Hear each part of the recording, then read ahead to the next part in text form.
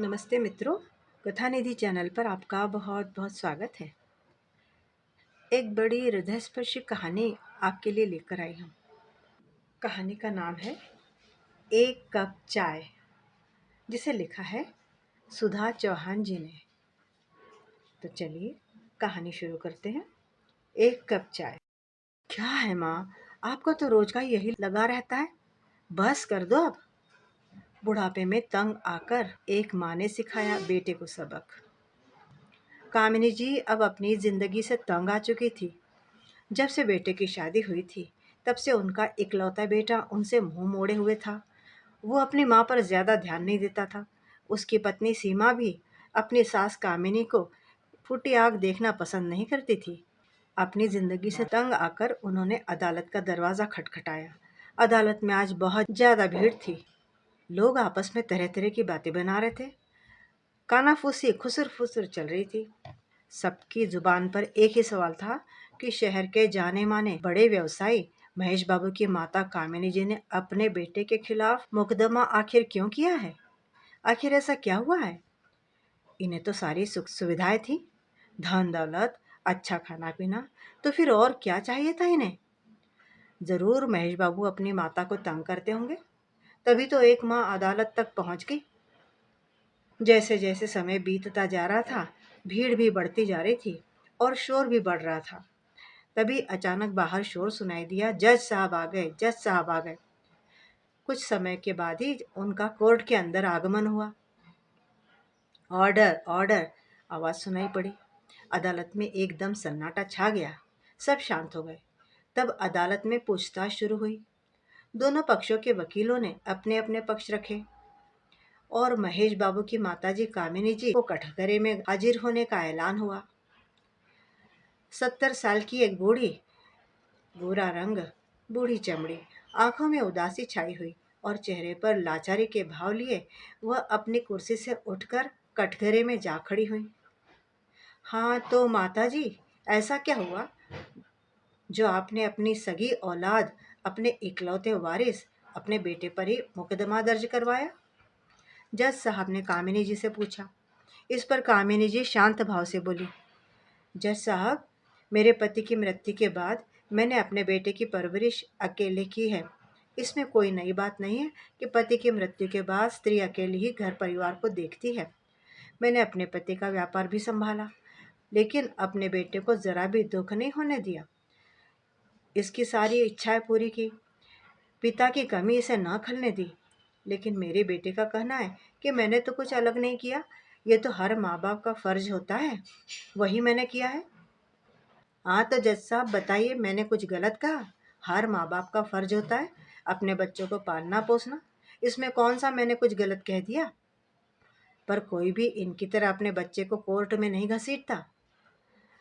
कामिनी जी के सामने वाले कटहरे में खड़ा महेश तेज आवाज में झल्लाकर बोला। महेश की उम्र भी 45-50 के मध्य थी। आप दोनों ही अपनी अपनी जगह ठीक है, पर आपने अपने बेटे पर मुकदमा क्यों दायर किया है कामिनी जी। क्या आपका बेटा आपको तंग करता है, या आपको खाना नहीं देता, या आपको घर से निकाल रहा है। क्या वजह है इस मुकदमे की, और आप अदालत से क्या चाहती हैं। जज ने कामिनी जी से सवाल किया। जज साहब, क्या घर में रहना और समय पर खाना देना इतना ही काफी होता है। क्या इससे एक माँ का कर्ज उतर जाता है, या मनुष्य को इससे अधिक कुछ नहीं चाहिए रहता है।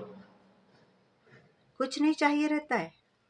जवाब देने की जगह कामिनी जी ने जज साहब से उल्टे अपना ही सवाल दाग दिया। माताजी, आप तो ये बताइए कि आप क्या चाहती हैं। जज साहब परेशान होकर बोले। कामिनी जी शांत स्वर में बोली, जज साहब, मैं चाहती हूँ कि एक माँ के रूप में मैंने जो कुछ भी अपने बेटे के लिए किया, उसके जन्म से लेकर उसे काबिल बनाने तक, मेरा बेटा महेश उस कर्ज को उतार दे। कामिनी जी का ऐसा जवाब सुनकर अदालत में फिर से खुसर फुसर शुरू हो गई। अब हर कोई कामिनी जी को ही दोषी बता रहा था। आखिर कैसी माँ है ये। भला कोई माँ अपने सगे औलाद से उसके परवरिश की कीमत मांगती है। क्या समय आ गया है। ल- लोग कामिनी जी पर थू थू करने लगे। ठीक है माँ, मैं कीमत देने को तैयार हूँ। आप तो दाम बोलिए, कितने का चेक काटूं। कैश लेंगी या चेक, बोलिए। इतनी सी बात के लिए कोर्ट में घसीटने की क्या जरूरत थी मुझे? सबके सामने ड्रामा करने के लिए खड़ी हो गई। महेश अपने जेब से चेक बुक निकालते हुए गुस्से में बोले, जज साहब, मेरा बेटा हिसाब किताब का बहुत पक्का है और आप भी इतने बड़े आदमी हैं, मेरे साथ भी नाइंसाफी नहीं करोगे? जज साहब, जब मेरा बेटा होने वाला था ना, तब मुझे बहुत सी परेशानियां हुई। यहाँ तक कि डॉक्टर ने मुझे गर्भ गिराने तक को बोल दिया था। डॉक्टर नहीं चाहते थे कि मैं गर्भ को आगे बढ़ाऊं, लेकिन मैंने अपनी जान पर खेलकर इसे जन्म दिया। ये दूसरे बच्चों से हर चीज में कमजोर था, इसलिए इसका कोई दोस्त नहीं बनता था। मैं इसके दोस्त बनी, इसकी परवरिश में कोई कमी ना रह जाए, इसलिए मैंने और मेरे पति आनंद जी ने दूसरे बच्चे का ख्याल भी छोड़ दिया। ये पढ़ाई में बहुत कमजोर था, मैं घर पर इसे घंटों घंटों पढ़ाती लिखाती, बिना झुंझलाए मैं इसकी सारी परेशानियां दूर करती। ये काफी बड़ा होने के बाद भी बिस्तर गीला कर देता था। मेरे पति आनंद गुस्सा कर जाते थे। आखिर मैंने इसे लेकर अलग कमरे में सोना शुरू कर दिया। सारी रात इसे मैं इधर उधर करती रहती कि ये गीला ना रहे। धीरे धीरे समय के साथ ये बाकी बच्चों की तरह सामान्य होने लगा। पर तभी अचानक एक दिन मेरे पति को हार्ट अटैक हुआ और उनकी मृत्यु हो गई। उनका व्यापार टूटने लगा था। तब मैंने अपने जेवर बेचकर उनका काम संभाल लिया। साथ साथ इस पर भी ध्यान दे रही थी कि कहीं ये वापस बीमार ना पड़ जाए।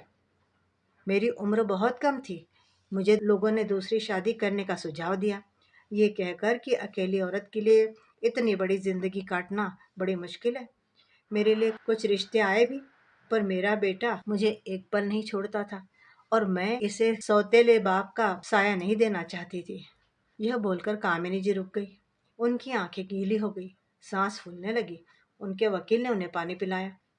पानी पीकर कामिनी जी कुछ स्वस्थ हुई, फिर अपने को संभाल कर बोली, जज साहब, जब मैं बाहर जाती तब लोगों की गंदी नजरें मुझ पर रहती, लेकिन मैं सब बर्दाश्त करती, सब सहती। मैं काफी युवा थी उस समय। घर आकर बेटे के सामने सामान्य बनी रहती। रात में जब यह सो जाता, तब मैं अपना दुख आंसू बहाकर बाहर निकालती। कितनी बार मैंने खुद को बेटे से खत्म करने का भी मन कर लिया, पर ऐसा एक माँ कैसे कर सकती है? मेरा अपनी जिंदगी से दम घुटता था। मैं रोज रोज तिल तिल करके मरती, लेकिन रोज अपने बच्चे के लिए खुद को जिंदा रखती, ये सोचकर कि एक दिन मेरा बेटा बड़ा होगा, तब सब कुछ ठीक हो जाएगा। बड़े होने पर इसने अपनी पसंद की लड़की से शादी कर ली। धीरे धीरे उसने सारा काम संभाल लिया। अब मैं निश्चिंत हो गई कि अब अपने पोते पोती को खिलाते हुए चैन से अपना बुढ़ापा गुजारूंगी। पर पर ये कहकर कामिनी जी चुप हो गई। पर क्या माता जी? जज साहब ने उत्सुकता से पूछा। पर क्या बताऊं जज साहब, इसकी पत्नी यानी मेरी बहू सीमा को मेरा घर में रहना ही नहीं सुहाता है। वह बच्चों को क्या खिलाने देती मुझे, सारा दिन बड़बड़ाती रहती है मुझ पर। उसके बाद मुझे घर के पीछे वाली एक अंधेरी कोठरी में लगभग इन्होंने कैद सा कर दिया, जहाँ घर का कबाड़ा पड़ा रहता है। नौकरानी आकर मुझे खाना दे जाती। मैंने अपने बेटे महेश से कहा भी कि बेटा, मुझे इस कोठरी में नहीं रहना, बड़ी घुटन होती, मुझे भी सबके साथ तेरे साथ रहना है। तब इसने बड़ी बेरुखी से कहा, मेरी पत्नी सीमा को आप पसंद नहीं है माँ, उसे आपके वहाँ रहने से बंधन सा लगता है। वह नहीं चाहती कि तुम उसकी सहेलियों या रिश्तेदारों के सामने आओ, इसलिए तुम यहीं रहो, इसी कोठरी में, और इस कोठरी से ज्यादा बाहर भी मत आया करो। सीमा को पसंद नहीं है। मैंने कहा, चलो ये भी ठीक है, मैं इसमें भी तैयार हो गई। पर मैंने उससे कहा, कम से कम तू तो मेरे पास पूरे दिन में 2 पल मेरे पास आके बैठ जाया कर। तो जज साहब, पता है इसने क्या कहा? मैं तुम्हें पालूं या तुम्हारे पास आकर बैठूं? अब मेरी शादी हो गई है, तुम्हारे पल्लू से मैं बंधा नहीं रह सकता। आप बताइए जज साहब कि एक माँ पर क्या बीती होगी। मैंने इसकी सारी ज़रूरतों को पूरा करने के साथ साथ इसे समय भी दिया है अपना, और अपना काम भी किया है, और अब मुझे ये ऐसे कहता है। इसके पिता के जाने के बाद अगर मैं दूसरी शादी कर लेती, तो आज ये सौतेले पिता के साय में पलता रहता। क्या इसे आज जो सुख है वो मिलता? लेकिन मैंने इसके लिए अपना सुख नहीं देखा। क्या यही दिन देखने के लिए मैंने इतना सब किया? ये बोलकर कामिनी जी सिसक सिसक कर रोने लगी। माता जी, आपके बेटे ने जो किया वो गलत है, पर इसके लिए कानून में तो कोई सजा है नहीं। जज साहब बोले, इस पर कामिनी जी रोंदे गले से बोली, जज साहब, मुझे सजा दिलानी भी नहीं है। जिस बेटे को सारी दुनिया के ताने सुन सुन करके खुद घुट घुट के इतना बड़ा किया, मैं क्या उसे सजा दिलाने के लिए यहाँ लाई हूँ? फिर आपको क्या चाहिए अपने बेटे से? क्या कीमत है आपके कर्ज की? जज साहब असमंजस में थे। जज साहब, मेरे कर्ज की कीमत है 1 कप चाय। कामिनी जी बोली। तो जज साहब आश्चर्य से बोले, क्या?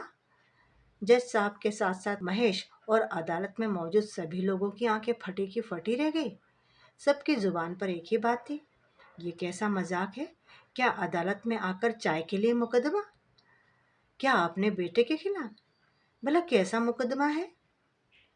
हाँ साहब, मैं चाहती हूँ रोज सुबह मेरा बेटा आकर खुद मुझे चाय देकर जाए, कोई नौकरानी नहीं। कामिनी जी की आंखों में आंसू लेकर रूंधे गले से बोली। पर इससे आपको क्या हासिल होगा माताजी? जज आश्चर्यचकित होकर बोले। जज साहब, एक माँ कैसे बताए उसे 1 कप चाय से कितना सुकून मिलेगा, जो चाय उसका बेटा खुद लाकर उसे पिलाएगा। इस बहाने से कम मैं इसे रोज देख तो लिया करूंगी, वरना तो महीनों महीनों यह मेरे पास नहीं फटकता। उस 1 कप चाय के बदले में मैं अपने बेटे के सिर पर हाथ रखकर आशीर्वाद दे दिया करूंगी। इसी बहाने अपने बेटे को छू भी लिया करूंगी। उस 1 कप चाय के बदले मेरा बेटा 2 घड़ी मेरे पास बैठ भी जाया करेगा। उस 1 कप चाय के बहाने मेरा बेटा मुझे आकर देख लिया करेगा कि मैं जिंदा भी हूँ या मर गई। कामिनी जी नम आंखों से बोली। कामिनी जी की बातें सुनकर अदालत में उपस्थित सभी की आंखें भर आई, क्योंकि कहीं न कहीं सब जिंदगी की जद्दोजहद में अपने बूढ़े माँ बाप को सबसे ज्यादा नजरअंदाज करते हैं। सभी अपनी अपनी आंखें पोंछने लगे। उन सभी में जज साहब भी शामिल थे। तभी वहां एक आवाज सिसकियों के साथ रोने की सुनाई पड़ी। सभी उस तरफ देखने लगे। देखा तो महेश बाबू कटघरे में सिर पकड़कर जोर जोर से दहाड़े मारकर रोना शुरू कर चुके थे। कामिनी जी कटघरे से निकलकर अपने बेटे महेश के पास पहुंची और उनका सिर सहलाते हुए बोली, बेटा महेश, लगता है ज्यादा कीमत मांग ली मैंने तुझसे, जो तू देने में असमर्थ है। नहीं माँ, मुझे माफ कर दो। आपके किसी भी कर्ज चुकाने की मेरी औकात नहीं है। मुझे माफ कर दो। पर तुम मुझसे बदले में कम ही चाह रही हो माँ। आज से आपका बेटा आपके साथ चाय भी पिएगा और खाना भी खाएगा, क्योंकि अब आप घर के पीछे वाली उस अंधेरी कोठरी में नहीं, बल्कि सबके साथ अपने घर में रहोगी। अपने पोते पोती को भी खिलाओगी, हमारे साथ ही खाओगी पियोगी माँ। महेश बाबू माँ के कदमों से लिपटकर दहाड़े मार कर रोते हुए बोले, ना मेरे बच्चे, रो मत। मैं तो बस तुझे देखना चाहती हूँ, बस। वक्त का क्या भरोसा है, मैं आज हूँ कल नहीं। इस ख्वाहिश के साथ मैं नहीं मरना चाहती कि मेरे बेटे को देखे कितने दिन हो गए, बल्कि मरे समय मैं एक सुकून के साथ मरना चाहती हूँ। कामिनी जी अपने बेटे महेश को सीने से लगाते हुए बोली। अब तो पूरी अदालत में सिर्फ सिसकियां ही गूंज रही थी। जज साहब को भी अपने आंखों में आए आंसुओं को पोंछना पड़ा।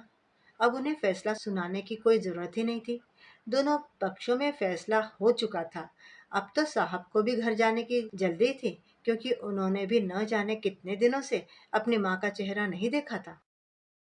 मित्रों, अपने कामकाज और जिंदगी की जद्दोजहद में व्यक्ति इतना व्यस्त न हो जाए कि अपने बूढ़े माँ बाप, अपने जन्मदाताओं को ही भूल जाए, जो केवल बच्चे का चेहरा रोज देखना चाहते हैं। माता पिता अपने बच्चों के लिए पूरी जिंदगी कुर्बान कर देते हैं। ये कोई नई बात नहीं है, हर माता पिता करता है। लेकिन हर बच्चा अगर अपने माँ बाप को अपने रोज के 24 घंटों में से थोड़ा सा 5-10 मिनट का समय ही दे देगा, तो माँ बाप को सुकून मिलेगा। खुद आपको भी सुकून मिलेगा जब आप अपने माँ बाप का चेहरा देखकर घर से निकलोगे। अपने वृद्ध माता पिता की इच्छाओं का सम्मान जरूर करें। अपनी व्यस्त जिंदगी में उनके लिए समय निकालें, उनसे बातचीत करें। वो केवल उतना ही चाहते हैं कि उनसे थोड़ा प्यार से बातचीत कर ली जाए, दिन भर में उनके पास में 2 मिनट बैठ लिया जाए। मित्रों, आपको ये कहानी कैसी लगी? कहानी 1 कप चाय, जिसे लिखा था सुधा चौहान जी ने। उम्मीद करती हूँ कि कहानी आपको बड़ी अच्छी लगी होगी। कहानी के बारे में अपने विचार कमेंट बॉक्स में ज़रूर लिखिएगा। चैनल पर नए हैं तो चैनल को सब्सक्राइब भी ज़रूर कर लीजिएगा। कहानी सुनने के लिए बहुत बहुत धन्यवाद। आपका दिन शुभ हो।